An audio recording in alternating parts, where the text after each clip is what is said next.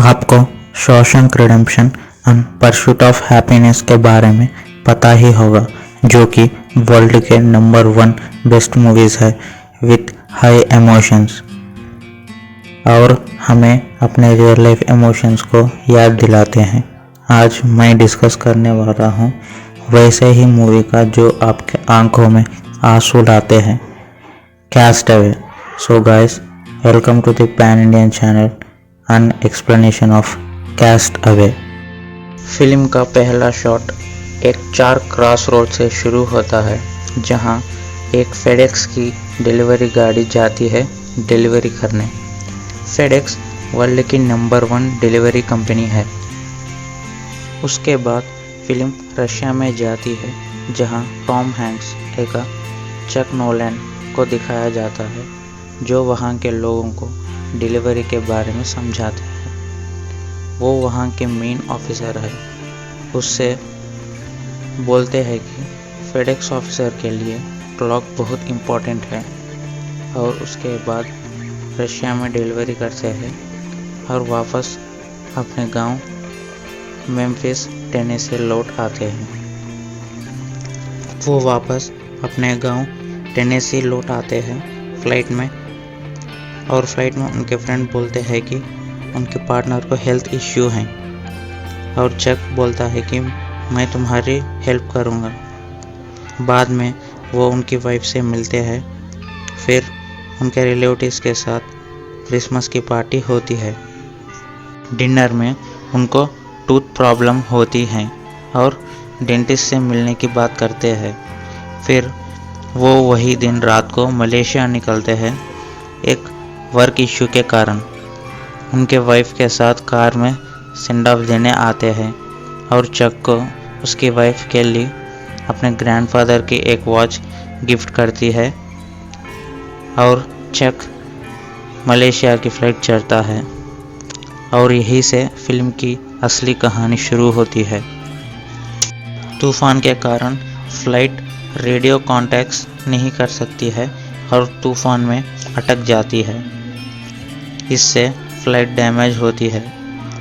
को पायलट्स चक को एक सेफ्टी इन्फ्लेटेबल लाइफ रैफ्ट देते हैं, जिसके कारण चक जिंदा होते हैं और बड़े बड़े वेव्स के कारण एक आइलैंड के किनारे आके गिरते हैं।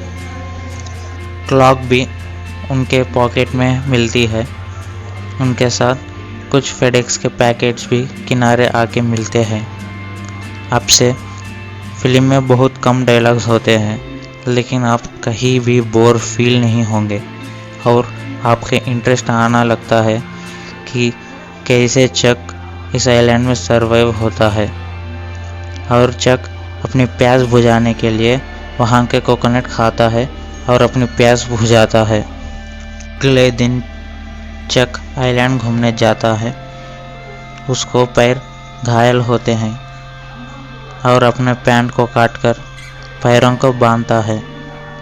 आइलैंड के एक बड़ी पहाड़ पर ऊपर चढ़ता है, और उसे वहां से एक बॉडी दिखाई देती है। देखने पर वो बॉडी एक को पायलट की है, जिसने चक के साथ ट्रैवल किया था। बॉडी को दफनाने के पहले शूज़ और टॉर्च लाइट मिलती है, और काट कर उसके पास रख लेता है।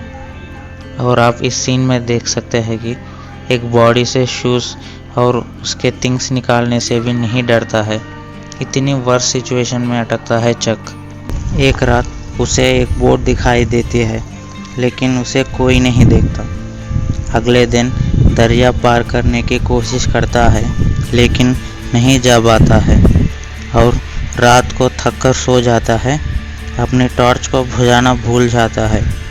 अगले दिन बॉक्सेस खोलने की तैयारी करता है, और उसे बॉक्सेस में एक वॉलीबॉल, शूज़ और एक ड्रेस मिलते हैं, और वो एक और बॉक्स खोलने की कोशिश करता है, लेकिन उसे नहीं खोलना चाहता है। शूज़ से नारियल काटता है, ड्रेस से नेट बनाकर मछली पकड़ता है, और एक बार आग बनाने की कोशिश करता है, लेकिन वो बहुत घायल हो जाता है।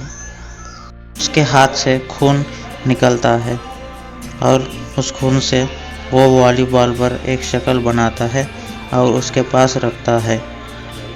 और फिर एक बार कोशिश करता है आग बनाने की और इस बार वो सफल होता है और रात को मछली और क्रैब को तलकर खाता है और वॉलीबॉल को विल्सन का नाम देता है। एक दिन उसके दांत में बहुत तकलीफ़ होती है क्योंकि उसने डेंटिस्ट के पास नहीं गया था, इसलिए शू अपने मुंह में रखकर पत्थर से मारता है और बेहोश होकर गिर जाता है। यहाँ से 4 साल फॉरवर्ड होता है और उसके सर पर बाल और दाढ़ी बहुत आ जाती है और कच्ची मछली खाना उसे आदत पड़ जाती है। फिर उसे एक दिन एक एल्यूमिनियम का बोट दिखाई देता है। उसे देखकर उसे एक बोट बनाने की आइडिया आता है। झाड़ मारकर लकड़ी और रस्सियाँ बनाना शुरू करता है बोट बनाने के लिए और चक को बाल के साथ बात करने की आदत पड़ जाती है। एक रात उसे बहुत गुस्सा आता है और बॉल को दूर फेंक जाता है। फिर वो रोता है और बाल को वापस लेकर आता है। फिर चक अगले दिन हवा की डायरेक्शन जानता है और दीवार पर ये लिखकर चले जाता है, Chuck was here 1500 days escaped to sea। और सक्सेसफुली वो दरिया पार करता है। एक रात जोर की तूफान आती है, फिर भी वो बचता है। अगले दिन विल्सन बोट से पानी में पड़ता है और चक सोता रहता है। उठकर देख लिया तो वहाँ चक नहीं होता और वो बहुत दूर चले गया है। उसे वापस लाने के लिए बहुत कोशिश करता है, लेकिन वो अपनी बोट को नहीं छोड़ सकता क्योंकि बोट की रस्सी बहुत छोटी है, इसलिए चक बहुत रोता है। और गाइस, ये पार्ट फिल्म का मोस्ट इमोशनल पार्ट है। और कुछ दिन बाद चक एक बड़ा सा बोट का आगे आता है और उस कार्गो शिप वाले चक को बचाते हैं और फ्लाइट में उसे टेनेसी ले जाते हैं उसके घर। और फेडेक्स वाले चक का बहुत बड़ा वेलकम करते हैं। ऑफिस में एक आदमी आता है और बोलता है कि मैंने तुम्हें एक बार रूट कैनाल किया था, और बोलता है कि वो उसकी वाइफ का हस्बैंड है और चले जाता है। उसकी वाइफ ये सोचा कि चक की मौत होगी और इसलिए उसकी वाइफ दूसरी शादी कर ली। रात को उसे उसकी वाइफ की याद आती है और मिलने के लिए उसके घर जाता है। अंदर देखता है कि वो कई सारे डिटेल्स प्लेन क्रैश के रिलेटेड रखती है और उसे उसकी वाइफ उसकी कार वापस देती है और चक चले जाता है और उसकी वाइफ के लिए दौड़ती जाती है कार की ओर और दोनों मिलते हैं। चक बोलता है कि उसे उसकी फैमिली के साथ होना चाहिए और चक जाता है। चक एक बॉक्स वैसा ही रखा था बिना खोले और उस बॉक्स को डिलीवर करने उसके एड्रेस जाता है, वही जो फिल्म के आगे दिखाते हैं। और वो घर जाता है, वहाँ कोई नहीं दिखता, इसलिए वो बॉक्स वही रखकर चले जाता है और रोड पे खड़ा होता है। उसे एक लड़की दिखती है और उसे 4 रोड्स के डेस्टिनेशंस बताकर चले जाती है और उस लड़की के कार के पीछे एक सिंबल दिखाई देता है, वही जो उस डिलीवरी बॉक्स पर होता है। उसे समझता है कि वही बॉक्स उस लड़की को बिलोंग करता है और यही फिल्म की एंडिंग होती है।